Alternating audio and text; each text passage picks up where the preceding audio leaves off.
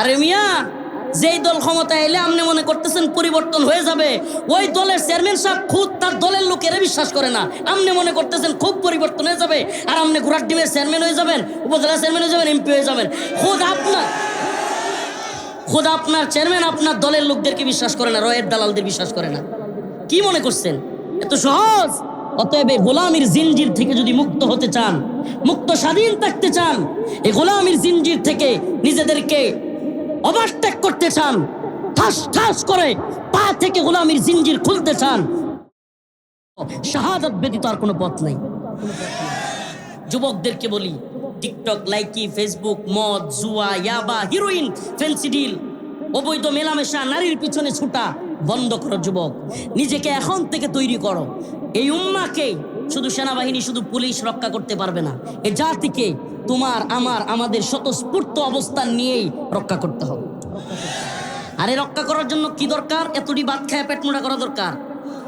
হ্যাঁ, মুসলমান যুবকদের কোনো বুড়ি থাকতে পারবে না, মুসলিম যুবকের কোনো বুড়ি হইতে পারে না। এখন থেকে সাঁতার, দৌড়, রিং টানা, এই সমস্ত প্রতিযোগিতা শুরু করতে হবে। প্রয়োজনে নিজেরা জিম করার মতো জিনিসপত্র নিজেরা নিয়ে আসো। ওপেন বলতেছি, আমরা জানি না, আমরা বাঁচতেও চাই না। শাহাদাত তো আমাদের মুখ্য উদ্দেশ্য। জানি না ওই পর্যন্ত থাকবো কিনা, কিন্তু এই জাতিকে বলে যাই, তৈরি হও জাতি, তৈরি হও। হিন্দুত্ববাদীরা আমাদের উপর চাপায়া দিচ্ছে যুদ্ধ। কি করতেছে? আমরা যুদ্ধ চাচ্ছি বিষয়টা এমন না, আমরা যুদ্ধটা চাচ্ছি বিষয়টা এমন না। এত বড় রাষ্ট্র, এত বড় বাহিনী, এদেশের অনেক মানুষ মারা যাবে, শহীদ হবে, এটা আমরাও বুঝি। আমরা যুদ্ধটা চাচ্ছি না, কিন্তু শয়তানের দল আমাদের উপর যুদ্ধ চাপায়া দিচ্ছে। কেন? বলতেছে হয় আমাদের গোলামি করবো হাসিনার মতো, আর না হইলে তোমাদের উপর আমরা যুদ্ধ চাপায়া দিব। তো যেহেতু চাপায়াই দিবি, আফগান জাতি যদি রাশিয়ারে হটাইতে পারে, আফগান মোল্লারা যদি আমেরিকারে হটাইতে পারে, তোরা কিসের কি?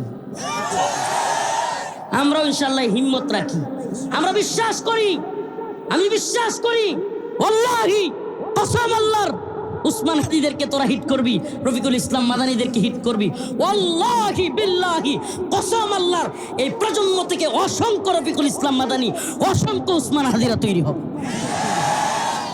বিইজনিল্লাহ। অতএব পূর্বা করে লাভ নাই। আমরা শহীদ হওয়ার বিনিময়েও যদি এ জাতি জায়গা ওঠে, 2, 4, 10টা 20টা যুবক যারা কিনা ভারতের গোলামির বিরুদ্ধে সবসময় বক্তব্য দেয়, এরা চলে যাওয়ার বিনিময়েও যদি এ জাতি জেগে ওঠে, অন্তত এ জাতির বিবেক খুলে যে আবারও গোলামির জিঞ্জিরের দিকে যাইয়া যাচ্ছি, আবারও ওয়াজ মাহফিল করতে গেলে 20টা অনুমতি, 30 বার ইউনো অফিসে, 40 বার ওসি সাহেব ফোন মারবে। দিনগুলো ভুলে গেছেন, দিনগুলো ভুলে গেছেন। মাহফিলে অমুক বক্তা আসতে পারবে না, তমুক বক্তা ওই বয়ান দিতে পারবে না, তোর বাফের 14 গোষ্ঠীর বয়ান দিবে, বদমাইশের বাচ্চা। ওই দিনগুলো ভুলে গেছেন? হ্যাঁ, আমি একটা কথা বলি, শুনেন, সুবহানাল্লাহ। মানে আমার আলহামদুলিল্লাহ, আল্লাহকে সাক্ষী রেখে বলছি, ছোট মানুষ হইতে পারি, রামদা একটা হাতে নিলে 10টার আমি দৌড়াইতে পারবো। কিন্তু সমস্যা হলো কি, আমাদের তো হিট করবো এগুলো দিয়া, আমাদেরকে হিট করবো কি দিয়া? কিন্তু আমি ছোট মানুষ, আমার এলাকায় একটু খবর নিয়েন, আমি যদি একটা হাতে নেই, 8টা 10টা আমার সামনে, আমি কামড় দিয়ে 2 সেকেন্ডে শেষ করে দিব। আল্লাহ এই সাহস দিছে, আলহামদুলিল্লাহ। কিন্তু সমস্যা হইলো তো হিট করবো এগুলা দিয়া। এখন আমাদের তো এগুলো চালানোর নিয়ম নাই, কি আমরা জঙ্গি হয়ে যাব? ওরে শয়তানের দল, ভারতের ছোট ছোট বাচ্চাদেরকে হিন্দুত্ববাদীরা গেরুয়া ট্রেনিং দিচ্ছে। ভিডিও দেখেন, ইউটিউবে সার্চ দেন, গেরুয়া সন্ত্রাসীরা ছোট ছোট বাচ্চাদেরকে কিভাবে মুসলমানদেরকে হত্যা করবে, অস্ত্রের ট্রেনিং দিচ্ছে, অস্ত্রের। আর আমরা, আমাদের দেশের অবস্থা, আমি তো মনে করি এ জাতির যদি শুভ বুদ্ধির উদয় হয়, এ সরকারের যদি শুভ বুদ্ধির উদয় হয়, এখনই উচিত প্রত্যেকটা যুবক 16-17 বছর থেকে 30-40 বছর পর্যন্ত প্রত্যেকটা যুবককে বাধ্যতামূলক ট্রেনিং দেওয়ানো দরকার, সবাইকে অস্ত্রের ট্রেনিং দেওয়ানো দরকার। আমরা গোলামি করতে চাই না, আমরা স্বাধীন থাকবো, আমরা আল্লাহর জমিনে বাস করি, আল্লাহর গোলামি করব। এই হিন্দুত্ববাদী আগ কাটছে না, মুদির গোলামি করার দরকার আছে? হ্যাঁ, বদমাইশের দল, এগুলোর গোলামি করবো আমরা? আমরা মুসলমান, আল্লাহর গোলামি করি। এগুলোর আস্তাগফিরুল্লাহ, এগুলোর এক একটা কাজ দিয়ে যাওয়া যায় না দুর্গন্ধের কারণে, আর এদের গোলামি করতে হবে আমাদের। কি আপনি বিশ্বাস করেন না? এগুলো কাজ দিয়ে যাওয়া যায় না, এদের গোলামি করা লাগবে। জানে না সভ্যতা? এখনো ভারতের লোকেরা, ওই অনেক লোক হাগে হইল গিয়ে ইয়াত রেল লাইনে, রাস্তায়, জঙ্গলে, সিরিয়াল দূরে দূরে। হ্যাঁ, তাদের গোলামি করা লাগবে আমাদের। ও বিশ্বাস করেন না আপনারা? অবস্থান যারা জানে তাদের সাথে জিজ্ঞেস করেন। এখনো পর্যন্ত হাত দেয় কেমনে হেডা জানে না, হেদের গোলামি করা লাগবে। আমরা আল্লাহর জমিনে বাস করে গোলামি করবো কার? অতএব পরীক্ষা আসবে। আল্লাহ পাক বলছেন, ইয়া আইয়ুহাল্লাযীনা আমানুস্তাঈনু বিস-সাবরি ওয়াস-সালাহ ইন্নাল্লাহা মা'আস-সাবিরিন। সুবহানাল্লাহ। ইয়া আইয়ুহাল্লাযীনা আমানুস্তাঈনু বিস-সাবরি ওয়াস-সালাহ ইন্নাল্লাহা মা'আস-সাবিরিন।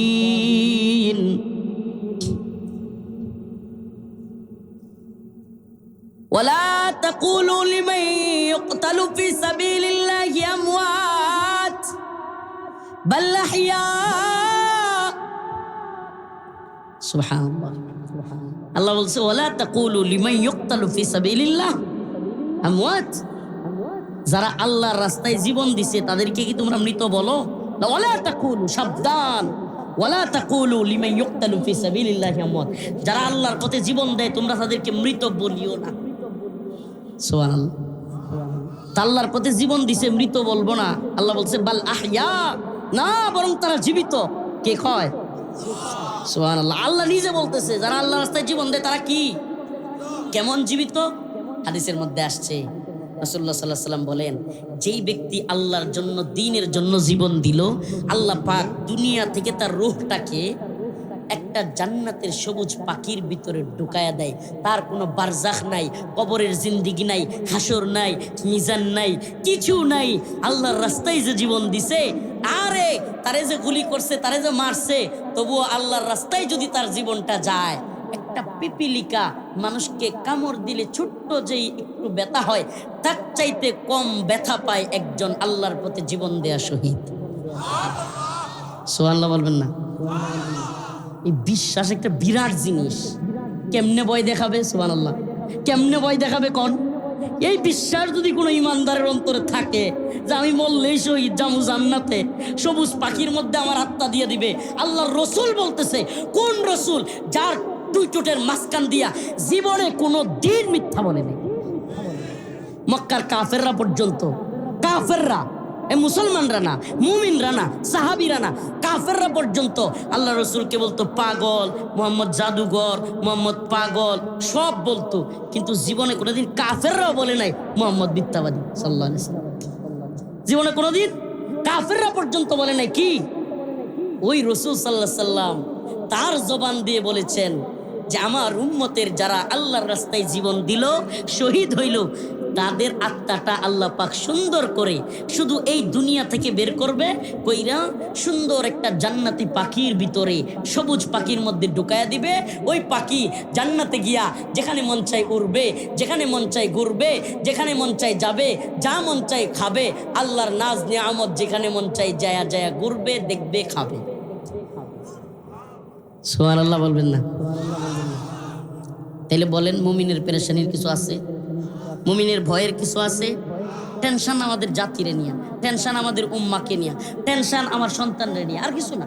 সিরিয়াসলি বলি, সন্তান না হইলে বুঝতেই পারতাম না পৃথিবীতে আসলে মায়া ভালোবাসা কারে কয়। এটা আমি আমি আমি বাবা হওয়ার অভিজ্ঞতা থেকে বলছি। সন্তান যাদের হয় নাই, যাদের সন্তান নাই, পৃথিবীতে এরা ভালোবাসা কারে কয়, মায়া মোহাব্বত কারে কয়, এটা বলতেই পারবেন না। এটা এক ভিন্ন বিষয়। মানে চিন্তা করি এই উম্মাকে নিয়ে, জাতিকে নিয়ে, নিজের সন্তানকে নিয়েও চিন্তা, এই আর কি। কিন্তু সুবহানাল্লাহ, এটাও বিশ্বাস করি আমার রাসূল সাল্লাল্লাহু আলাইহি সাল্লামকে যদি আল্লাহ পেটে থাকতে, মায়ের পেটে থাকতে, রাসূলুল্লাহ সাল্লাল্লাহু আলাইহি সাল্লামের বাবা দুনিয়ায় নাই, আবার এই অল্প কয়েকদিন যখন বয়স হয়েছে 6 মাস 7 মাস, তখন রসুলের মাও নাই, এমন একজন মানুষকে যেহেতু আল্লাহ পৃথিবীর শ্রেষ্ঠ মানুষ বানাইতে পারছে, আমার পোলারও আমি না থাকলে আল্লাহ শ্রেষ্ঠ বানাইতে পারবে। এগুলা নিয়েও টেনশন করার কোনো কারণ নাই। আল্লাহ পাক আমাদেরকে হেফাজত করবেন, নয়তো শহীদ করবেন। আল্লাহ যদি হেফাজত করে তবুও লাভ, শহীদ করে তবুও লাভ, ক্ষতি নাই। মুমিনের কোনো কি নাই, ইমানদারের কোনো কি নাই। রাসূলুল্লাহ সাল্লাল্লাহু আলাইহি ওয়াসাল্লাম বলেছেন যে আমি ইমানদারের দুইটা দিক দেখে বড় অবাক হই। আল্লাহ রাসূল নিজে বলতেছেন যে আমি অবাক হই। কেন? রাসূলুল্লাহ সাল্লাল্লাহু আলাইহি ওয়াসাল্লাম বলেন যে আমার উম্মতের ইমানদাররা যদি মুসিবতে পড়ে, মুসিবতের মধ্যে পড়ে, বিপদে পড়ে, সবর করে, আল্লাহ তারে প্রতিদান দেয়। আবার যখন নাজ নিয়ামত পায় তখন সে শুকরিয়া আদায় করে, আল্লাহ তখনও তারে প্রতিদান দেয়। সুবহানাল্লাহ। দুই দিকেই কি লাভ আল্লাহ। আমরা কোনো কি নাই, ইমানদারের কি নাই, ইমানদারের কোন লস নাই। আল্লাহ নিজে যেহেতু বলে দিছে, ওয়ালা নাবলুওয়ান্নাকুম বিশাইইম মিনাল খাউফ ওয়াল জু' ওয়া নাকসিম মিনাল আমওয়াল ওয়াল আনফুসি ওয়াত তামারাত ওয়া বাশশিরিস সাবিরিন। আল্লাহ নিজে বলেছেন তোমাদেরকে পরীক্ষা করা হবে, ভয় দিয়া পরীক্ষা করা হবে, আতঙ্ক দেখায়া পরীক্ষা করা হবে, জানমালের নিরাপত্তাহীনতা, গুলির ভয়, রিমান্ডের ভয়। আগে যখন ক্ষমতায় ছিল তখন ছিল ফাঁসির ভয়, তখন কিসের ভয়? জেল, জুলুম, রিমান্ড, ফাঁসির ভয় দেখাইতো। এখন ক্ষমতায় নাই, এখন সুরাগুপ্তা, সুরের দল সুরাগুপ্তা হামলা করে। কি হামলা করে? পিছন থেকে বা পলায়া লুকায়া আটকায়া হামলা করে। কারা? জঘন্য নিকৃষ্ট ধরনের কাপুরুষরা। বুকের পাটা থাকলে ওপেন বইলা রাস্তায় না, বুকের পাটা থাকলে জুলাই আন্দোলনে আমরা ওপেন বইলা ঘোষণা দিয়া ফেসবুক লাইভে আইসা সরকারে থাকা অবস্থায় জালিমদের বিরুদ্ধে নামছি। তোদের পক্ষে বিজিবি ছিল, সেনাবাহিনী ছিল, র্যাব ছিল, ডিবি ছিল, পুলিশ ছিল, সব বাহিনী ছিল, পেটুয়া লীগ, ছাত্রলীগ, যুবলীগ ছিল, সব ছিল। ওপেন ফেসবুক লাইভে ঘোষণা দিয়া আমরা রাজপথে নামছিলাম। আর এখন শয়তানের দল সব দিকে পিটানি খাইয়া বাংলাদেশ থেকে ভারতে পলাইয়া এখন টাকা দিয়া কিলার ভাড়া কইরা, কিলার টাকা দিয়া কিলার ভাড়া কইরা সুরাগুপ্তা হামলা করে। এদের চাইতে কাপুরুষ পৃথিবীতে আরো আছে? হ্যাঁ। তবে একটা কথা বলি, একটা আশার কথা, অনেকক্ষণ তো হতাশার কথা বললাম, কিছু আশার কথা বলি, খালি হতাশা হইেন না, কিছু আশার কথা বলি। আশার কথা হলো ভারত এবং আওয়ামী লীগ চরমভাবে হতাশ। অনেক চেষ্টা করছিল আনসার লীগ নামায়া, তারপরে আপনার আরো কত লীগ নামায়া বিদ্রোহ করাইতে, সরকার পরিবর্তন করে ফেলতে, আবার তারা আসতে অনেক চেষ্টা করছিল, অনেক বিভিন্নভাবে, সব কিছুতে ব্যর্থ। অনেক চেষ্টা করছিল এই দেশকে আবার তাদের দখলে নিতে, কিন্তু যখন ভারত এবং আওয়ামী লীগ সব দিকে ব্যর্থ। একটা কথা মনে রাখবেন, মানুষ আঞ্চলিকভাবে যেগুলো পাগলা টাইপের বা খেপা টাইপের, চরিত্র খারাপ, এগুলা দেখবেন প্রথমে আপনারা চেষ্টা করবো একটা মামলা ফালাই দিতে, প্রথমে চেষ্টা করবো আপনারা বিপদে ফেলাই দিতে, অমুকরে দিয়ে তমুকরে লাগাই দিতে, কিন্তু যখন সব দিকে ফেল মারবো তখন নিজে এরাম দল হয়ে আপনারা ভিজিট দেয় মারবো। এটা হলো খারাপ চরিত্রের লোকদের একটা বৈশিষ্ট্য। কি? আপনারা প্রথমে কি চেষ্টা করবো? বুদ্ধি দেয়া, পিছন থেকে আড়াল থেকে একটা মামলা দিয়ে দিবে, কিংবা অমুকের সাথে আপনার ঝগড়া হয়েছে, হ্যাঁ আড়ালে গিয়া অমুকের সাথে মিল দিব, দিয়া কইব যে এর নামে ফার্স্ট মামলা দিয়ে দে, এগুলা করবো। তারপরে অন্য লোকের মানে সিস্টেমে অনেক দীর্ঘ সময় পার হওয়ার পরে যখন দেখবে কিছু থেকে কিছু হইতেছে না, তখন আপনার উপর অ্যাটাক করবে। তো এই খারাপ চরিত্রের আওয়ামী লীগ এবং খারাপ চরিত্রের ইন্ডিয়া দুইটা মিল্লা এখন সব দিকে ব্যর্থ হয়েছে। আলহামদুলিল্লাহ দেশের জনগণ সচেতন হয়েছে, কোনো দিকেই যখন সফল হয় না, এখন কি করতেছে? রাস্তায় নিজের অনামতারে না, বাড়িতেও থাকতারে না, কথা বুঝছেন? এখন গিয়া বারাটিয়া কিলার বাড়া করতেছে। তো একটা কথা বলি, জালেমরা কখনো সফল হয় না। ওয়ামাকারু ওয়ামাকারাল্লাহ ওয়াল্লাহু খায়রুল মাকিরিন। এরা ষড়যন্ত্র করে, আল্লাহ বলতেছেন ওয়াল্লাহু খায়রুল মাকিরিন, কিন্তু আমি উত্তম পরিকল্পনাকারী। সুবহানাল্লাহ। আশার কথা কি? আশার কথা হলো দিকে দিকে মুসলমানদের জয়ধ্বনি শোনা যাচ্ছে। কিছুদিন আগে আফগান বিজয় হয়েছে 2021 সালের 15ই আগস্ট, সিরিয়া বিজয় হয়েছে 2024 সালে, 2025 সালে আইসা বৃহত্তর আফ্রিকা অঞ্চল মালি, সোমালিয়া, মোগাদিসু সহ মর্দে মুজাহিদ আনসার শাবাবের দখলে চলে আসতেছে।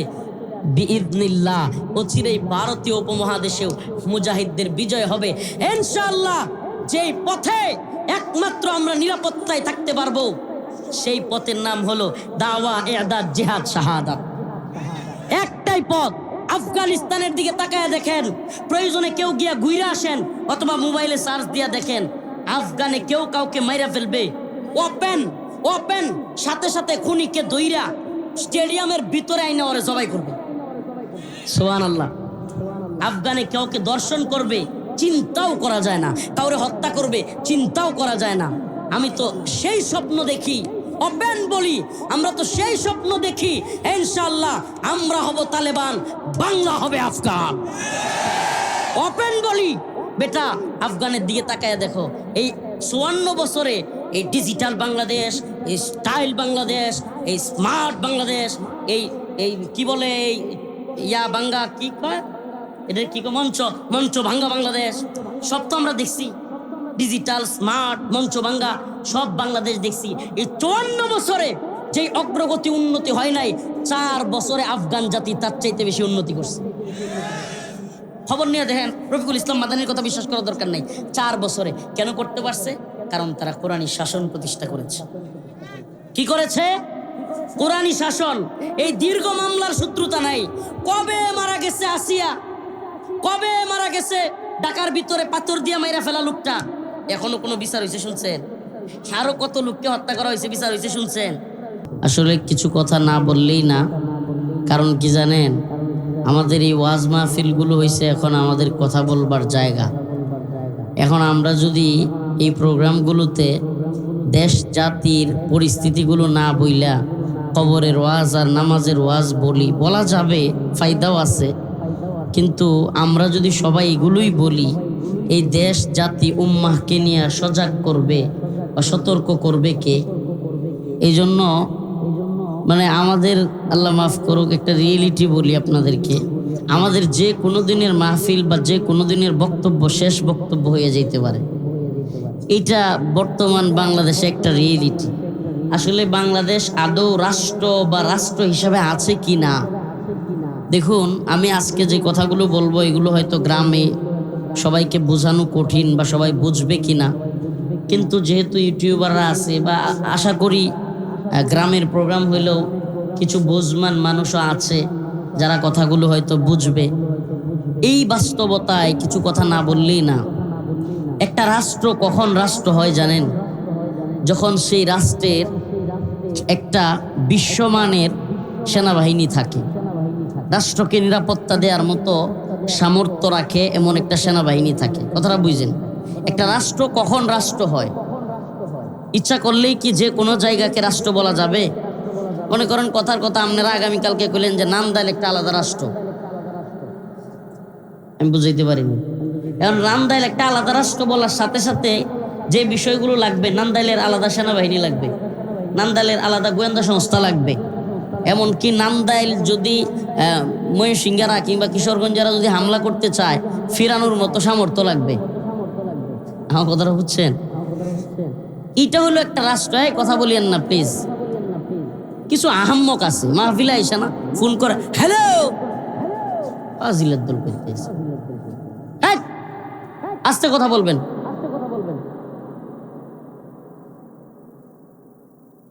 তো যে কথাটা বলতেছিলাম যে রাষ্ট্র কখন রাষ্ট্র হবে, একটা রাষ্ট্র তখনই রাষ্ট্র হয় যখন ওই রাষ্ট্রের বিতর্গতভাবে তার সকল নাগরিকের নিরাপত্তা দেওয়ার মতো সামর্থ্য রাখে। আমরা যদি মনে করেন কথার কথা, এই গ্রামের নাম কি? চর বেলামারি। মনে করেন চর বেলামারির আকসার জনগণ মুসলমান। কি? অধিকাংশ মুসলমান কি? মুসলমান। হিন্দু থাকলে অল্প থাকতেও পারে, নাও থাকতে পারে, ভিন্ন ধর্মের লোক মনে হয় নাই। এখন যদি আগামীকালকে এই এলাকার ইমাম সাহেব হুজুর ঘোষণা দেয় যে চর ভেলামারি এটা হলো আলাদা রাষ্ট্র, এখানে রাষ্ট্রের আইনও আলাদা, আমরা কোর্টেও যেতাম না, বিচারালয়েও যেতাম না, কারো কথাও শুনতাম না। এই গ্রামেরই 10-20 জনের একটা মুরব্বীদের বা গণ্যমান্য ব্যক্তিদের একটা কমিটি করা হলো, যেই কমিটি চর বেলামারি শাসন করবে, তারাই দরবার করবে, তারাই বিচার সালিশ করবে, এখানে চিকিৎসা ব্যবস্থা সব তৈরি করা হবে, সব এখানে। প্রথমেই যে কথাটা আসবে, বাংলাদেশ রাষ্ট্রের ভিতরে আলাদা একটা রাষ্ট্র করতে গেলে রাষ্ট্রীয় বাহিনী একটু পরে 100 পুলিশ আয়া যদি পাশায় বাড়ি দেয়, তাইলে চর বেলামারির লোকের আর কি সামর্থ্য আছে যে 100 পুলিশকে ঠেকানোর? নাই, রিয়ালিটি হলো নাই। তাইলে এটা রাষ্ট্র হইতে পারে নাই। আবারও বুঝেন কথাগুলো, মানে মনে কিছু নিয়েন না, আজকে কিছু এই দিককার কথা হবে। কেন হবে জানেন? আমরা যখন গাড়ি দিয়ে আসি না, তখন মনে মনে চিন্তা করি সুবহানাল্লাহ, মানে ভারতের পেটের ভিতরে থাইকা যেইভাবে ভারতের বিরুদ্ধে বক্তব্য দেই, এবং এদেশের যেগুলো ভারতের দালাল, আপনাদেরকে একটা কথা বলি, দেখেন কথাগুলো বুঝবার জন্য, মনে কষ্ট নেবেন না, কথাগুলো বুঝবার জন্য একটা কথা বলি। আমাদের দেশের অধিকাংশ মানুষ, আল্লাহ মাফ করুক, নীতিগতভাবেই গোলাম। মানে আমি মনে হয় বুঝাইতে পারিনি, নীতিগতভাবেই গোলাম। কেমন? যে আমাদের কোন সমাজের চেয়ারম্যান, আমাদের কোন সমাজের বড় নেতা, যে কোনো দলের, সরকার দলীয় ক্ষমতাসীন দলের নেতা, যেগুলো আপনারা বসে আছেন, তারা কিন্তু ওদেরকে বসতে বলতেছেন। আপনি তো আমারা দেখতেছেন, আমিও আপনারা দেখতেছি। ভাই বলছি তো, আর কথা বলিয়েন না, আমি উঠে চলে যাব। আমি বুঝেন নাই, আমাদের বয়ানের পরিস্থিতি নাই রে ভাই। লাইফের রিস্ক নিয়ে আপনাদের পাশে আসতেছি। কখন কোথায় গাড়িতে অ্যাটাক করবে, কখন কি হবে, কি পরিস্থিতিতে আপনাদের সামনে আসতেছে আপনারা বুঝেন। মানে আপনারা তো আছেন হইল কি, একটু আসছে হুজুর ভাইরাল, এসে একটু আলোচনা শুনে আসি। আপনি তো একটু পরে চলে যাবেন, সিঙ্গারা পুরি নিয়ে বাড়িতে জিলাপি খাবেন, আপনার পাশের বাড়ির লোকের লোকে আগামীকালকে জমি লো একটু ঝগড়া করবেন, হ্যাঁ, এরপরে হিরির টাইট করে জমি লাগাবেন। ভাই আপনার চিন্তা তো এতটুকু, মাফ করবেন, মনে কিছু নিয়েন না।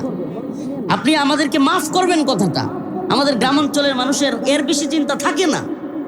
এখন আমাদের তো এই চিন্তা করলে হচ্ছে না রে ভাই। কেন হচ্ছে না? এ জাতি আমাদেরকে চিনে, আল্লাহ পাক এ জাতির সামনে পরিচিত মুখ হিসেবে তুলে ধরছে। নাইলে এই ছোট্ট মানুষ দুইবার জেলে নেওয়ার তো দরকার ছিল না হাসিনার, কি কন? এই এত নেতা, এই এত নেতা রাইখা হাদির মতো ছেলে কি শুট করার দরকার ছিল? এগুলা বুঝেন আপনারা? যে সমস্ত পোলা পায় হাদি, হাসনাত আব্দুল্লাহ, রফিকুল ইসলাম মাদানি, যেগুলো কারো কথা শুনে না, কারো তোয়াক্কা করে না, কারো গোলামি করে না, মানে এদেরকে হলো টার্গেট কিলিং করে শেষ করে দিবে। কেন? কারণ সব এই দেশের যত নেতা আছে, বেশিরভাগ বড় দলের বড় নেতা, বড় পীর, বড় শায়েক, বেশিরভাগ হলো বাটপা, বেশিরভাগ, আপনি শুনেন, ঠিক বলা দরকার নেই, বেশিরভাগ হলো সামসা। এক একটা এক এক দেশের গোলামি করে, এক এক দলের গোলামি করে, এদের সবগুলো গোলাম। এখন যেগুলো গোলামি করতে চায় না, ভারতের গোলামি বরদাস্ত করে না, এদেরকে মাইরা ফেলতে হবে। আপনি বুঝতেছেন? তো এদেরকে যেহেতু মাইরা ফেলতে হবে, তাইলে আমাদের লাইফটা কতটা রিস্ক আপনি বুঝতেছেন? এই রিস্কের পরেও এই উম্মাহকে সজাগ করার চেষ্টা করি। আমরা জানি না এই উম্মতের সাথে আমাদের শেষ কথা কোনটা, আমরা জানি না। এই উম্মাহ কবে শরিয়া পাবে, কবে ইমারা পাবে, কবে রাষ্ট্র ব্যবস্থায় কোরআন প্রতিষ্ঠিত হবে, কিছুই আমরা জানি না, কিন্তু চেষ্টা তো করে যেতে পারি, এই উম্মতকে সজাগ তো করতে পারি। হে প্রিয় উম্মাহ, এই সিলমারো দিয়া এই অবস্থার পরিবর্তন হবে না। চ্যালেঞ্জ করলাম তোমাদেরকে। বিগত 54 বছর বাংলাদেশ গঠিত হয়েছে, আওয়ামী লীগ বলো, বিএনপি বলো, বিএনপি জামাত জোট সরকার বলো, একটা সরকারও ভারতের গোলামি থেকে খালি ছিল না। ভারত যখন যা বলছে তখন তাই করছে এরা। এখন যারা আসবে কিংবা এখন যারা চলমান আছে, এদের কেউ গোলামি থেকে আলাদা না। আশ্চর্য কথা, একটাও গোলামি থেকে। হাসিনা এতগুলো চুক্তি করছিল ভারতের সাথে, এই সরকার কোনো চুক্তি বাতিল করার সাহস করতে পারছে? হ্যাঁ, করতে পারছে? এই গোলামির জিনজির কে খুলবে? গোলামির জিনজির, সুবহানাল্লাহ। আপনি ওইভাবে চিন্তা করবেন। যদি চিন্তা করতে না পারেন, আপনাদের সামনে কথাগুলো বলবার মতো আমার উচিত হবে না, বা আপনারাও শোনার মতো ইয়া রাখেন না। আপনাদেরকে এই কথাগুলো অনুধাবন করতে হবে যে বাস্তবতা কি, একটা রাষ্ট্র কখন রাষ্ট্র হয়ে ওঠে। আজকের আলোচনায় আমি কোরআন থেকে সেটাই ফুটাইয়া তুলব। আল্লাহ পাক বলতেছেন, ওয়ালা নাবলুওয়ান্নাকুম বিশাইইম মিনাল খাউফ ওয়াল জু' ওয়া নাকসিম মিনাল আমওয়াল ওয়াল আনফুসি ওয়াস সামারাত। আল্লাহ অনেক আগে, সুবহানাল্লাহ, প্রায় 1500 বছর আগে রাসূলুল্লাহ সাল্লাল্লাহু আলাইহি সাল্লামকে জানাইয়া দিয়েছেন যে নবী, আপনি আপনার উম্মতকে জানাইয়া দেন, যারা এই দ্বীনের পথে অটল অবিচল থাকবে, যারা কোনো তাগুতের গোলামি করবে না, যারা কোনো স্বৈরাচার জালেমের গোলামি করবে না, তাদের উপরে জুলুম আসবে। ওয়ালা নাবলুওয়ান্নাকুম, অবশ্যই অবশ্যই তোমাদেরকে পরীক্ষা করা হবে। কে বলতেছেন? কে বলতেছেন? বিশাইইম মিনাল খাউফ, ভয় দ্বারা। কি দ্বারা? ভয় দ্বারা। ওয়াল জু', ক্ষুধা, দারিদ্রতা। ওয়া নাকসিম মিনাল আমওয়াল ওয়াল আনফুস, খুদ তোমার জিন্দেগি বরবাদ করে দেওয়ার মতো ভয় তোমাকে দেখানো হবে। কে বলে? এই বাস্তব পরিস্থিতি আসছে কি আসে নাই? আসছে কি আসে নাই? আপনি চিন্তা করতে পারেন, শুক্রবার জুমার দিন একটা ছেলে নামাজ পড়ে বের হচ্ছে, তার অপরাধ কি? সে ভারতের বিরুদ্ধে বাংলাদেশের পক্ষে কথা বলে। তার অপরাধ কি? সে আওয়ামী লীগের বিরুদ্ধে, জুলুমের বিরুদ্ধে কথা বলে। আর কোনো কিছু অপরাধ নাই। দিনে দুপুরে একটা ছেলে জুমার নামাজ পড়ে বের হয়েছে রিক্সা দিয়া, হুট করে গুলি করে। এখন শোনা যায় ওই খুনি ডাকাই নাই, ভারত চলে গেছে। কেউ বলে সিলেট দিয়া পার হইছে, কেউ বলে এই হালুয়াঘাট দিয়া পার হইছে। দেশটা হালুয়াঘাট হয়ে গেছে না? আমাদের আঞ্চলিকভাবে কয় যে দেশটা কি হয়ে গেছে গা, হালুয়াঘাট হয়েছে। কি একটা অবস্থা! মানে ডাকাই দিনে দুপুরে একজনকে হত্যা করে যদি এভাবে নর্মালি পার হয়ে যায়, তাইলে রাতের বেলায় রফিকুল ইসলাম মাদানিকে যে কোনো জায়গায় শুট করে ফেলে দিয়ে চলে যাবে, এটা কোনো বিষয় কি হবে? এই দিন শেষে আপনারা হয়তো যারা একটু মহাব্বত করেন আমাদেরকে, একটু কান্নাকাটি করবেন, হয়তো কেউ কেউ কোনো জায়গায় একটু বিক্ষোভ করবেন, কিংবা কেউ কেউ একটু শোক জানাবেন, কেউ কেউ হয়তো চোখের পানি ফেলবেন, দোয়া করবেন, শেষ। এছাড়া কিচ্ছু না, বিশ্বাস করেন কিছুই না। আমার মা হয়তো কান্নাকাটি করবে দীর্ঘদিন, মা তো মাই। আমার সন্তানটা হয়তো বুঝবেই না যে বাবা কে ছিল, কারণ তার বয়স মাত্র 14 মাস। হয়তো আমার স্ত্রী এই ছোট্ট জীবনের সংসারের চিন্তা করতে করতে সারা জীবন কাটিয়ে দিবে, হয়তো বা ভিন্ন কিছু হতে পারে। এই তো বাস্তবতা, এক নির্মম বাস্তবতা। রাষ্ট্র তো রাষ্ট্র হইতে পারে নাই, হইতে দেয় নাই। কারণ কি? কারণ হলো আমাদের সামাজিকভাবে বোঝায়। গ্রামের মানুষ সামাজিকতা বুঝে ভালো, সামাজিকভাবে বোঝায়, তাইলে বুঝবেন। আঞ্চলিক কিছু কিছু এলাকায় যুগ যুগ ধরে নেতৃত্ব দিয়ে আসা কিছু লোক থাকে। যেমন অনেক বাড়িতে শেখ বাড়ি থাকতে পারে, পাঠান বাড়ি থাকতে পারে, চৌধুরী বাড়ি থাকতে পারে, তালুকদার বাড়ি থাকতে পারে, চেয়ারম্যান বাড়ি থাকতে পারে। যুগ যুগ ধরে আপনাদের এলাকায় মনে করেন বাজারে আইসা পায়ের উপরে পা তুলে চা খায়, তারে খুব মানুষ সম্মান করে, ডাক দিলে এই নেতা আইছে, ভাই আইছে। এরকম সম্মানীয় যে বাড়িগুলো আছে, এরা যুগে যুগেই এলাকায় কর্তৃত্ব ধরে রাখার জন্য যে কেউ তাদের বিরুদ্ধে গেলে পিটানি দেয়। কি করে? যে কেউ তাদের বিরুদ্ধে গেলেই কি করে? মারে, কিংবা তাকে কথা বলতে দেয় না। বাজারগুলোতে হুট করে 8-10 জন তাদের লোক থাকে, হুট করে ওই লোককে ধরে ফেলে যে তাদের বিরুদ্ধে বলতে চায়। কেন? কারণ সারা জীবন এই এলাকায় আমরা নেতামি করছি, তোরা গোলামি করছস, এখনো গোলামি করবি। আপনি কি কথা বুঝতেছেন? মানে তার বয়ানটা হলো এটা যে সারা জীবন তোরা এই পুরা গ্রামে কি করছস, মানে আমাদের উপর দিয়ে বাজারে কেউ কথা বলতে পারে নাই। আঞ্চলিকভাবে থাকে এই ধরনের মানসিকতার লোক। আমি জানি না আপনাদের এলাকায় আছে কি নাই, কিন্তু আমাদের এলাকায় আছে, বা বিভিন্ন এলাকায় ছিল, আছে, যে আঞ্চলিকভাবে তারা চিন্তা করে যে আমাদের নেতৃত্ব কর্তৃত্ব যাইতেছে গা। সেম পজিশন, সেম সিচুয়েশন হলো ভারতের। ভারত বাংলাদেশকে গোলাম হিসাবে দেখতে চায়। কি হিসাবে? স্বাধীন না। আচ্ছা আমাকে বলেন, কেউ কি কোনোদিন চিন্তা করছেন যে আমরা 16ই ডিসেম্বর উদযাপন করি, 26শে মার্চ উদযাপন করি, বিজয় দিবস উদযাপন করি, কি করি না? এতদিন আওয়ামী লীগ আমলে তো বিশাল হয়েছে। আচ্ছা কেউ কি কোনোদিন 71-এর কথা এখনো মুরব্বীদের অনেকের মনে আছে? আচ্ছা কেউ কি কোনোদিন একবারও চিন্তা করছেন যে হাইরি কোথায় পাকিস্তান আর কোথায় বাংলাদেশ? এই 1000 কিলোমিটার দূরে বা শত শত কিলোমিটার দূরে, এটা আবার এক রাষ্ট্র কেমনে হইলো? কোনোদিন চিন্তা করছেন? এটা আমাদের মাথায় আসে না। আচ্ছা মনে করেন এই গ্রামের নাম কি? চর বেলামারি। বাংলাদেশে আরো কোন জায়গায় চর বেলামারি থাকতে পারে কি পারে না? আচ্ছা এখন নান্দাইলের চর বেলামারি আর রংপুরের সেল বেলামারি কি এক গ্রাম হইতে পারবো? হ্যাঁ, একই গ্রাম হইতে পারবো? হাস্যকর না? তাইলে বলেন আমারে, পাকিস্তান আর বাংলাদেশ এই দুইটা আবার এক রাষ্ট্র কেমন হইল? কি হাস্যকর এবং কি ধরনের মানে চাপায়া দেওয়ার বিষয়। ইংরেজ বেনিয়ারা যখন 1947 সালে ভারতবর্ষ ছেড়ে চলে যাচ্ছে, বিশেষ করে হিন্দুত্ববাদী নেতারা, ইংরেজ বেনিয়া এবং হিন্দুত্ববাদী নেতারা মিলে পরামর্শ করে সিদ্ধান্ত নিল যে পাকিস্তান এবং বাংলাদেশকে আলাদা রাষ্ট্র করে দাও, এক স্বাধীন রাষ্ট্র দিও না বাংলাদেশকে। তাইলে কি হবে? হাতছাড়া হয়ে যাবে। পাকিস্তানের সাথে দিয়ে দাও, কিছুদিন পর একটা গন্ডগোল লাগাইয়া ভারত সিস্টেমে এটাকে আলাদা করে নিজেদের দখলে নিয়ে নেবে। এই ছিল বুদ্ধি। বুদ্ধিটা কি ছিল? এটা আওয়ামী লীগ এবং ভারতের গোলামদের মাথায় ঢুকবে না। এরা মনে করে হুজুর এগুলো পাকিস্তানপন্থী কথা বলে। হ্যাঁ বদমাইশ বাটপাড়ার বাচ্চা, সব কি পাকিস্তানপন্থী? পাকিস্তান আমাদের উপর জুলুম করছে, এটা তুই যেমন জানোস আমিও জানি। পাকিস্তানি জেনারেলরা, সেনাবাহিনী আমাদের উপর জুলুম করছে, এদেশের উপর 71 নির্যাতন করছে, এটা তুই যেমন জানোস আমিও জানি। কিন্তু তুই ভারতের গোলামি করস, আমি ভারতের গোলামি করি না। তো এই জায়গায় কমন সেন্সের একটা জায়গা কি, যা আমরা কষ্ট নিচ্ছেন আজকে কিছু নির্মম কিছু কথা আপনাদের সামনে তুলে ধরতেছি। এটা বয়ান বা ওয়াজ আপনি নাও বলতে পারেন, কিন্তু এটা বর্তমান বাংলাদেশের বাস্তবতা আপনার সামনে খুলে দিবে যে হায় হায় হচ্ছেটা কি। আপনি এখন বুঝবেন না ভাই, আপনার তো মাথায় চিন্তা আমি ঠিক আছে সকালে গরুটা লয়ে কখন বের হবো, বউ কোন সময় রানবো, তারপরে স্যালাডারে কখন স্কুলও কিংবা মাদ্রাসায় পাঠায়াম, পাশের বাড়ির জমিটা লয়ে একটু গন্ডগোল কবে কোটো যায়াম, জমিটা লয়ে এটার কোনদিন একদিন ঠ্যাং টুং ভাঙ্গিয়া পড়লাম কিনা। এর বাইরে আমাদের আঞ্চলিক তেমন একটা চিন্তা নাই। কিন্তু আপনি বুঝতেছেন না যে আগামীকালকে এই জমি সম্পদ বাড়ি ঘর থইয়া রোহিঙ্গাদের মতো পলানি লাগবো কিনা, এই চিন্তা আপনার নাই। এই চিন্তাটাই আপনার মাথায় নাই। জাল্লা না করো ভারত আমাদের বাংলাদেশকে একটা ব্যর্থ রাষ্ট্র দেখায়া, যে রাষ্ট্রের নিরাপত্তা নাই, রাষ্ট্রের কোনো কিছু নাই, এটা একটা ব্যর্থ রাষ্ট্র, এটা বুঝায়া স্বাধীন একটা দেশকে খণ্ড বিখণ্ড কইরা নিজেদের দখলে নিতে চায়।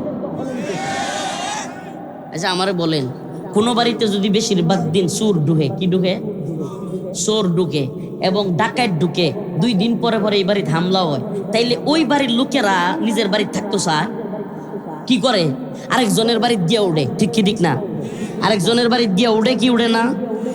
নিজের ঘর বাড়ি মানুষ কখন ছাড়ে আপনি চিন্তা করতে পারবেন না। এক হাদি তো গেছে, আর 2-4টা টার্গেট কিলিং হইলে দেখেন না অবস্থা। অলরেডি রাষ্ট্রের একজন গুরুত্বপূর্ণ পার্সন, রাষ্ট্রের প্রধান উপদেষ্টা, যে বর্তমান প্রধানমন্ত্রীর জায়গায় ডক্টর মোহাম্মদ ইউনূসের ফ্রেশ সচিব শফিকুল ইসলাম, সে নিজে বলতেছে,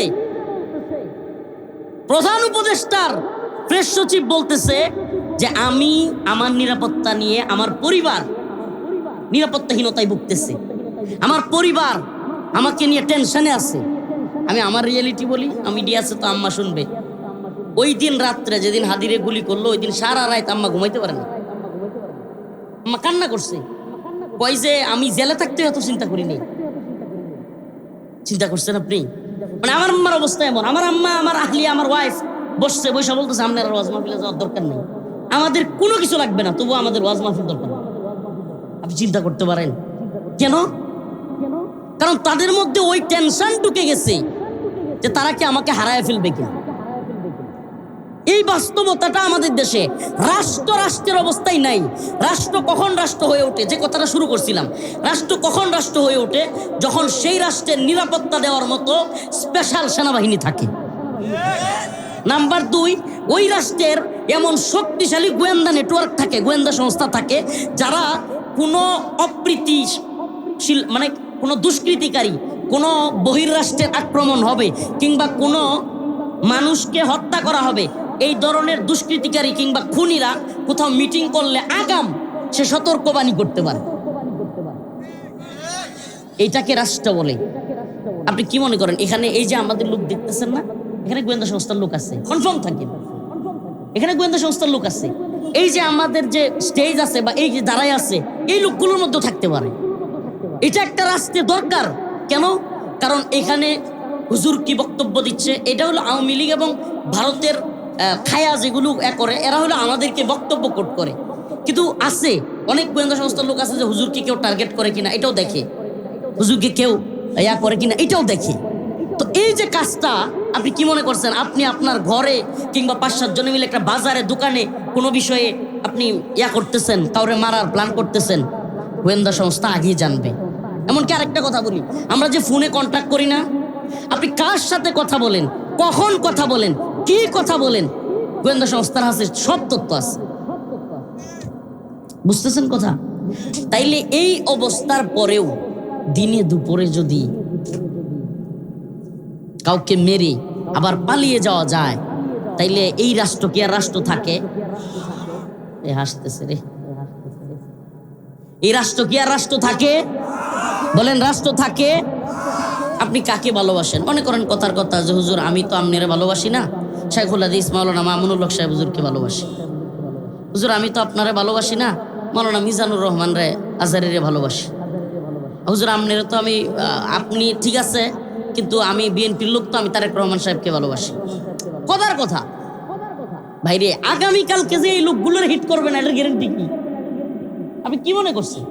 তো এই যদি পরিস্থিতি হয়, এই একটা ব্যর্থ রাষ্ট্রের জন্য 2000 ছেলেপেলের জীবন দেওয়ার দরকার ছিল। এই 2000 জনগণকে, হাজার হাজার মানুষকে জীবন দেয়া, হাজার হাজার মানুষকে আহত হওয়া, আমাদের এই 3 বছর, প্রায় 3 বছর জেলখানায় থাকা, 26 দিন রিমান্ড খাটা, এই আন্দোলন সংগ্রাম করা, এগুলার কোনো কিছুর প্রয়োজন ছিল? আমরা তো একটা ব্যর্থ রাষ্ট্র দেখতে চাই নাই। আমরা কি একটা ব্যর্থ রাষ্ট্র দেখতে চাইছি? প্রিয় ভাইরা আমার, বন্ধুগণ আমার, এই ক্ষেত্রে আপনাদেরকে আমি কিছু কথা, আজকে খুব গুরুত্বপূর্ণ কথা আমাদেরকে বলতে হচ্ছে এই জন্য যে আমরা আগামীকালকে কথা বলতে পারবো কি পারবো না এটার গ্যারেন্টি নাই। এই জন্য আমি কখনোই আপনাদেরকে বলি, আমি কখনো রাজনৈতিক আলোচনা বা যেগুলো প্রপারলি আলোচনা, এগুলো গ্রামে করি না। গ্রামে নামাজ, রোজা, সবর বা বিভিন্ন আলোচনা করি, কিন্তু শহর লেভেলে প্রোগ্রাম হলে ওই প্রোগ্রামগুলোতে দেখা যায় এই সমস্ত কথা বেশি বলবার চেষ্টা করি। কিন্তু এখন আসলে আমি নিজেকে আগামীকাল পর্যন্ত থাকতেছি এটা মনে হয় না। এজন্য এখন এই কথাগুলো মিডিয়ার মাধ্যমে সারা দেশবাসী জানা খুব জরুরি। আমরা যদি রুখে দাঁড়াতে না পারি, আপনাদেরকে আবারও বলছি, ভারতীয় গোলামদের আমরা শেষ করতে পারবো না। আমি আপনাদেরকে বলি, এদেশের বড় বড় দলের অনেক নেতারা ভারতের রয়ের দালাল। এদেশের বড় বড় দলের অনেক নেতা, একটা না, নাম বলবো না, একাধিক দলের নেতারা রয়ের সাথে কানেকশন রাখে, গোলামি করে। আবারও বলছি, আমাদের আঞ্চলিকভাবে দেখেন, কাউরে মিন করেন না, তাইলে কথাগুলো বুঝাইতে পারবো না। আঞ্চলিকভাবে অনেক নেতা, চেয়ারম্যান কিংবা বড় এলাকার জমিদার কিংবা যার 10টা-20টা লাঠি আছে, এরকম অনেক লোক আঞ্চলিকভাবে জুলুম করে, আছে না নাই? কিন্তু আপনি দেখবেন একই এলাকায় কিছু লোক, সে জানে ওই লোকগুলো জালেম, সে জানে ওই নেতা জালেম, চাঁদাবাজ, টেন্ডারবাজ, দুর্নীতিবাজ, বাটপার, লুচ্ছা, মদ খায়, জিনা করে, সব জানে। তারপরেও দেখবেন কিছু লোক ওদের সাথে খুব মিল দিয়া থাকে। কি থাকে? খুব সম্পর্ক করে থাকে, গোপনে ওদের কাছে যায়। হ্যাঁ, ওদের বিরুদ্ধে কেউ কিছু বললে ওরা ধরার আগে সে কথা বলে, চাটুকারিতা, চামচামি করে। এটা শুধু আপনার আঞ্চলিক না, এটা রাষ্ট্রেও আছে, গুরুত্বপূর্ণ জায়গায় বসে আছে, গোলামি করে। গোলামি করে কি হয়? তার ব্যবসা ভালো থাকে, সেটা কিছু টাকা পয়সা পায়, সে সুখে থাকে, ব্যাস।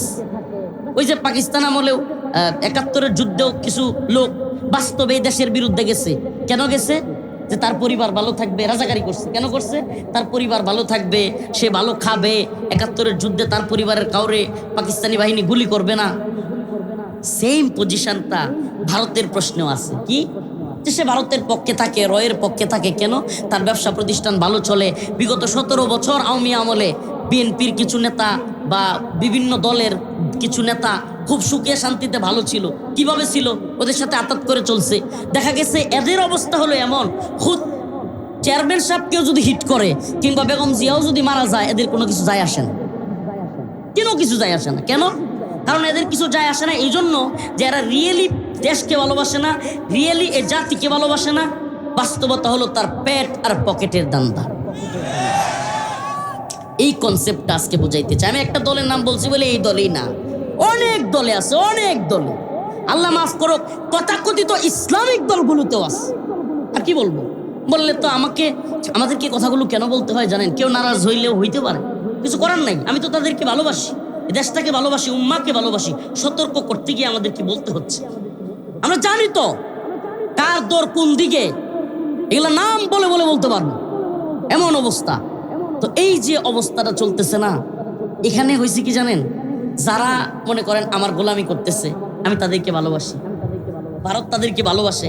কিন্তু যারা মনে করেন তাদের গোলামি করবে না, কয় হুজুর বাংলাদেশে বাস করি, এই নান্দাইলে বাস করি, ভারতের বয়ান করতেছেন। বিশ্বাস করেন বা না করেন, আমরা ভারতের পেটের ভিতরে আছি। কোথায় আছি? ভৌগোলিক মানচিত্র দেখছেন কখনো? ভৌগোলিক মানচিত্রে দেখবেন এই সাইডে ভারত, ওই সাইডে ভারত, এদিকে ভারত, সব দিকে ভারত চাপা দিছে আমাদেরকে। তো তাইলে কি ভারতের গোলামি করতেই হবে? এই প্রশ্নে আমি বলবো না। কেন? কারণ বিগত 17 বছর আওয়ামী জুলুম দিয়া ভারত যেইভাবে সাজাইছিল, এ জাতি যেহেতু আওয়ামী ফেসিবাদ, আওয়ামী জালেমদেরকে হটাইতে পারছে একত্রিত হইয়া, এই উম্মা একত্রিত হইলে ভারতের গোলামির জিনজিরও হটাইয়া দেওয়া সম্ভব। ইসাবাতান মিন উম্মতি আহরাজাহুম আল্লাহু মিনান নার, ইসাবাতুন তাগজুল হিন্দা ওয়া ইসাবাতু মা ঈসা ইবনে মারইয়াম। আল্লাহ রাসূল বলেন, আমার উম্মতের দুইটা দল। কয়টা দল? আমার উম্মতের দুইটা দলকে আমি এই দুনিয়ায় যুদ্ধ করবার আগেই ওই যুদ্ধের জন্য তাদেরকে জান্নাতের সার্টিফিকেট, জাহান্নামের আগুন থেকে মুক্তির সুসংবাদ দিয়ে দিলাম। মানে এখনো পর্যন্ত যুদ্ধটা হয় নাই, যুদ্ধটা আমরা করি নাই। ওই যুদ্ধের জন্য আল্লাহর রাসূল আমাদেরকে জাহান্নামের আগুন থেকে মুক্তি এবং জান্নাতে যাওয়ার ঘোষণা দিয়ে গেছেন 1500 বছর আগে। ইসাবাতান মিন উম্মতি আহরাজাহুম আল্লাহু মিনান নার, ইসাবাতুন তাগজুল হিন্দা ওয়া ইসাবাতু মা ঈসা ইবনে মারইয়াম। আমার রাসূল বলেন, ইসাবাতান মিন উম্মতি আহরাজাহুম আল্লাহু মিনান নার, আমার উম্মতের দুইটা দল যাদেরকে আল্লাহ পাক জাহান্নামের আগুন থেকে মুক্তি দিবেন। সুবহানাল্লাহ। ইসাবাতুন তাগজুল হিন্দা, এক নম্বরে হলো গাজওয়াতুল হিন্দে শরীক হওয়া মর্দে মুজাহিদরা। আল্লাহ পাক তাদেরকে ওই গাজওয়াতুল হিন্দ, যেটা আসন্ন হিন্দুত্ববাদী ব্রাহ্মণ্যবাদী তাগুতি শক্তির বিরুদ্ধে মুসলমানদের এক বিশাল রক্তক্ষয়ী যুদ্ধ হবে, যেটা মুহাম্মদ আরবি বলে গিয়েছেন, যার দুই ঠোঁটের মাঝখান দিয়া জীবনে কোনোদিন মিথ্যা বলেন নাই। তিনি বলেছেন একটা যুদ্ধ হবে কিয়ামতের আগে, গাজওয়াতুল হিন্দ নামক সেই যুদ্ধ হিন্দুত্ববাদী ব্রাহ্মণ্যবাদী তাগুতি শক্তির বিরুদ্ধে মুসলমানরা শহীদ হবে, রক্তে রঞ্জিত হবে, কিন্তু আখের দিন শেষে মুসলমানরাই বিজয়ী হবে। দিন শেষে কারা বিজয়ী হবে আমরা পরোয়া করি না। কাবার গিলাফ ধরে ধরে জীবনের প্রথম উমরায়, আস্তাগফিরুল্লাহ, আমি গুনাহগার, কাবার গিলাফ ধরে ধরে একটা দোয়া করছি, আল্লাহ শহীদ তো হইতে চাই, আল্লাহুম্মা রযুকনা শাহাদাতান ফি সাবিলিক, এই জীবন আপনার তরে শহীদ তো হতে চাই, তামান্না রাখি, কিন্তু একটা আশা, সাদ রাদিয়াল্লাহু আনহুর মতো একটা আশা। আল্লাহ রাসূলের এক সাহাবী এক যুদ্ধের আগে খুব আহত হয়ে গেছিলেন, খুব আহত। কেমনে? মদিনায় দুইটা গোত্র ছিল ইহুদিদের, এই গোত্রগুলো আউস এবং খাজরাজ, এরা মদিনায় আল্লাহ রাসূল সাল্লাল্লাহু আলাইহি সাল্লামের সাথে বসবাস করবার জন্য একটা চুক্তি করছিল। কি করছিল? মদিনার চুক্তি। এই চুক্তির মধ্যে তারা বলছিল যে যদি কাফের মুশরিকেরা মক্কা থেকে বা কুরাইশরা যদি হামলা করে, তাইলে তারা রাসূলুল্লাহ সাল্লাল্লাহু আলাইহি সাল্লামের পাশে থাকবে। কি করবে? পাশে থাকবে। কিন্তু এই বেঈমানের দল যখন প্রকৃতপক্ষে মদিনা অবরোধ করা হইলো, হামলা করা হইলো, এই ইহুদিরা, বেঈমানরা, মুনাফিকরা ওই কুরাইশ কাফেরদের সাথে যুক্ত হয়ে গেছে, বেঈমানি করছে। তখন সাদ রাদিয়াল্লাহু আনহু নামক এক সাহাবী, আল্লাহ রাসূল সাল্লাল্লাহু আলাইহি সাল্লামের প্রিয় সাহাবী, যিনি কিনা রাসূলুল্লাহ সাল্লাল্লাহু আলাইহি সাল্লাম দ্বিধাদ্বন্দ্বে ছিলেন। আল্লাহ রাসূল চিন্তা করতেছিলেন, হায় রে, আমরা যখন মক্কা থেকে মদিনায় আসছি আমার সাহাবীদেরকে নিয়ে, তখন আনসাররা আমাদেরকে থাকার জায়গা দিছে, খাওয়ার ব্যবস্থা করছে, নিরাপত্তা দিছে, তাদের সাথে একটা চুক্তি হয়েছে, তারা এখানে কেউ হামলা করলে নিরাপত্তা দিবে। কিন্তু তারা আমাদের সাথে বাইরে গিয়ে হামলা করবে, বাইরে গিয়ে আমাদের সাথে যুদ্ধ করবে, তারা তো এটা বলে নাই। এখন কি তারা এগুলো করবে কি করবে না? রাসূলুল্লাহ সাল্লাল্লাহু আলাইহি সাল্লাম নিজে একটা দ্বিধাদ্বন্দ্বের মধ্যে ছিলেন। সুবহানাল্লাহ। আল্লাহ রাসূলের যে সাহাবী সাদ রাদিয়াল্লাহু আনহু, তিনি দাঁড়ায় গেলেন, ইয়া রাসূলুল্লাহ, আপনি কিসের সংশয় করতেছেন? ইয়া রাসূলুল্লাহ, ইয়া হাবিবাল্লাহ, আনসারদের পক্ষ থেকে, মদিনার আনসারদের পক্ষ থেকে আমি সাদ কথা দিচ্ছি, আমরা আপনার ডানে আছি, আমরা আপনার বামে আছি, আমরা আপনার সামনে আছি, আমরা আপনার পিছনে আছি। ইয়া রাসূলুল্লাহ, আমি সাদ সহ আমার সমস্ত ভাইরা, এই সমস্ত মদিনাবাসী আপনার এক কথায়, আপনার ঘোড়া যদি সমুদ্রে ঝাঁপ দেয়, আমরাও এদিক সেদিক না তাকায়া আপনার সাথে নদীতে ঝাঁপ দেব। সেই সাদ রাদিয়াল্লাহু আনহু যখন দেখলেন মদিনার ইহুদিরা মুনাফিকি করছে, তখন সাদ রাদিয়াল্লাহু আনহু আল্লাহর কাছে দোয়া করলেন, আল্লাহ, আমি তো আহত হয়ে গেছি। উনি বড় আহত হয়েছিলেন, বাঁচার মতো না। উনি দোয়া করছিলেন, আল্লাহ আমি তো শহীদ হয়েই যাব, কিন্তু আপনার কাছে একটা চাওয়া মাওলা, এই যে বেঈমান মুনাফিকদেরকে যেই দিন শায়েস্তা করতে পারবো, আপনি আমারে ওই দিন শায়েস্তা করার পরে আমারে শহীদ মৃত্যু দিয়েন। তো কাবার গিলাফ দইরা দইরা জীবনে একবার উমরা করতে পারছি, তাও 5 আগস্টের পরে। বিগত 16 বছরে আমি ছোট মানুষ, দেখতে ছোট, এই জন্য আল্লাহ মাফ করুক। বয়সের ব্যাপারে অনেকের ইয়া থাকতে পারে, আমার বয়স কিন্তু 30+। আমি বিয়ে করছি, আমার বাচ্চা আছে আলহামদুলিল্লাহ। তো এই ছোট্ট বয়সে অনেক দিন থেকে, যখন থেকে হেফজ পাশ করছি তখন থেকে আমার বিশাল স্বপ্ন ছিল নিজের চোখ দিয়া, চর্মচক্ষু দিয়া কাবা দেখার, চর্মচক্ষু দিয়া রাসূলুল্লাহ সাল্লাল্লাহু আলাইহি ওয়াসাল্লামের রওজা দেখার, ওই সবুজ গম্বুজ দেখার। কিন্তু আমরা আওয়ামী লীগ আমলে পাসপোর্ট পাইনি, পাবো না, উপায়ও ছিল না। তো যখন 5 আগস্টের পরে পাসপোর্ট করছি, তাও এক বিশাল আবিল্লি, দ্রুত উমরায় গেছি, জীবনের প্রথমবার উমরায়। বুঝেনি তো, প্রথমবার কাবা দেখলে কি একটা, সুবহানাল্লাহ। নবীর রওজা শরীফ দেখে মন ভরে না, নবীর রওজা শরীফ দেখে মন ভরে না, দিদার দাও গো শাহে মদিনা, দিদার দাও গো শাহে মদিনা।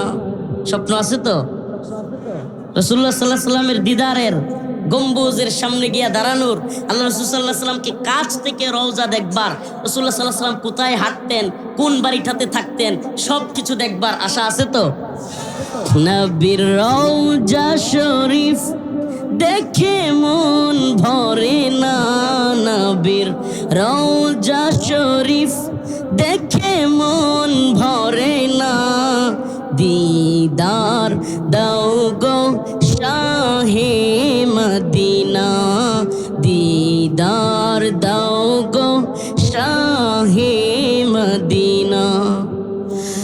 আরশের মেহমান করেছেন আল্লাহ, কত শান কত মান মোর কামলেওয়ালা, ও গো মদিনাওয়ালা সুপারিশ করো না, ও গো মদিনাওয়ালা শাফায়াত করো না, দিদার দাও গো শাহে মদিনা, দিদার দাও গো শাহে মদিনা। নবীর রওজা শরীফ দেখে মন ভরে না, নবীর রওজা শরীফ দেখে মন ভরে না, দিদার দাও গো শাহে মদিনা। আসলে মন থেকে এই সঙ্গীতটা মাঝে মাঝে কারাগারে গাইতাম, কারাগারে চিল্লায়া চিল্লায়া গাইতাম। অনেক বন্দিরা পাশের রুম থেকে বলতো, হুজুর আরো জোরে গান, ভাল লাগে। বন্দিরা অনেকেই বলতো। তো ওই স্বপ্ন নিয়েই বের হয়েছিলাম। সুবহানাল্লাহ, আমার চোখে যেন ভাসতেছে, ওই আমি সবুজ গম্বুজের পাশে দাঁড়ায় আছি, আয় হায় বিরাবিরি, মনে মনে করতেছে আর যদি ঠেলা না দিত এই নিয়ে দাঁড়ায় থাকতাম। অনেক মানুষকে ধাক্কায় নিয়ে যায়। সুবহানাল্লাহ, ওই মুহূর্তগুলো, ওই সময় কাবার গিলাফ ধরে একটা দোয়া করছিলাম, এটা আজকে আপনাদেরকে বলি। আল্লাহ আর রব্বুল আলামিন, শহীদ তো হয়ে যাব, তামান্না ওইটা আপনার রসুল এই তামান্না করেছে, কিন্তু মাওলা এই হিন্দুত্ববাদী তাগুতি শক্তির বিরুদ্ধে যে যুদ্ধ হবে, ওই যুদ্ধে আমাকে শহীদ করিয়ে, ওই যুদ্ধে শরীক হইতে চায়। এবং এই জালেমদের আমাদেরকে গোলামি করবে দূরের কথা, আপনার রসুল যে বলে গিয়েছে, আপনার রসুল বলেছে গাজওয়াতুল হিন্দে, এই বিশাল রক্তকয়ী যুদ্ধে মুসলমানদের অনেক মর্দে মুজাহিদ শহীদ হবে, কিন্তু দিন শেষে দিল্লির ক্ষমতার মসনদে আল্লাহ পাক কালেমার পতাকা পথ করে উড়াবেন। আর সেই কালেমার পতাকা যখন পথ করে উড়বে, দিল্লির বড় বড় নেতাদেরকে, মোদিকে, অমিত শাহকে, আরো বড় বড় নেতাদেরকে গোলামির জিঞ্জিরে আবদ্ধ করে মর্দে মুজাহিদরা কল্লা ধরে মাটির নিচে দাবায়া টাইনা হিচড়া বাইতুল মুকাদ্দাসের দিকে নিয়ে যাবে। আল্লাহ শহীদ মৃত্যু চাই, কিন্তু ওই পরিণতি দেখায় তারপরে মৃত্যু দিয়ে।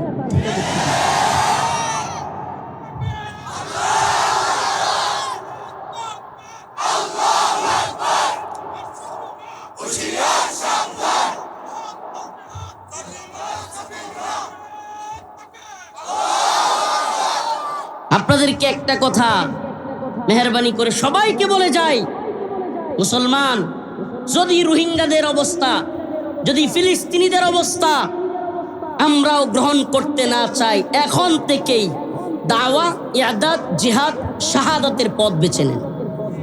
ক্লিয়ারলি আমাদেরকে এই শয়তানের বাচ্চারা, এই ভণ্ডের দলেরা, রয়ের গোলামেরা, আমেরিকার গোলামেরা, ডলার কুরেরা আমাদের এই বক্তব্যগুলো ফিসাবিলিল্লাহ, কোরআনের আয়াতের মধ্যে শাহাদাত এগুলা বললেই ভণ্ডরা জঙ্গিবাদী, মৌলবাদী, উগ্রবাদী টেক দেয়।